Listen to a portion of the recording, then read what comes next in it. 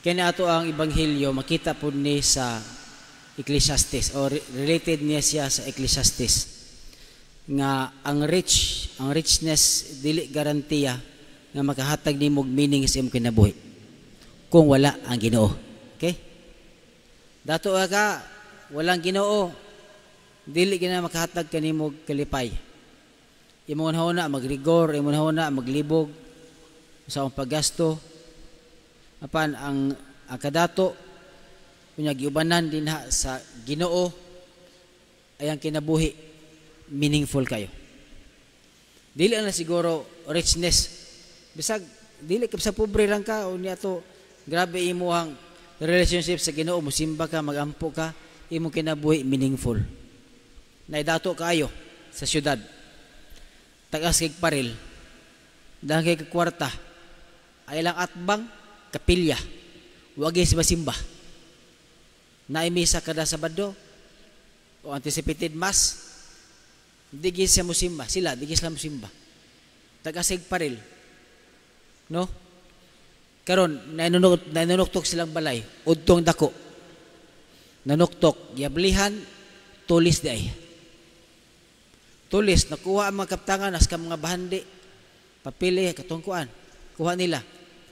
Nya, aligri pa kayo, kanama sa emergency, wagin mo alarm. No, ilang cellphone di ilang makontak. No, lobat pag yun. So, luoy kayo. Pag panglaya sa mga tulisan, manawag sila lobat. Ila pa i-charge. So inana ang Ginoo nagtan-aw nadtong mga tao sa Ebanghelyo nga puno sa ilahang pagsalig sa Ginoo. Di man siguro sala na mag-rich ka, di ba? It's not sin to be rich, it's not sin to be poor, but it is a sin to have more than you need. So kinahanglan po siguro dato ka na ka-relationship sa Ginoo ay pagkalimti mong isik ingon. So daghan kay siya meaning sa imong kinabuhi, meaningful imong life sa Ginoo, meaningful pa imong life uban sa mga tao. So mo na ang kung wala Ginoo sa kadato daghan kay kontra, di ba?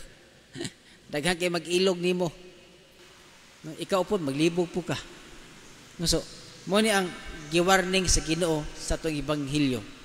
No, ang bahandi mas bahandi anon ka kung ang imong kinabuhi ubanan nimo sa pagdaig sa Ginoo, paggiya sa Ginoo.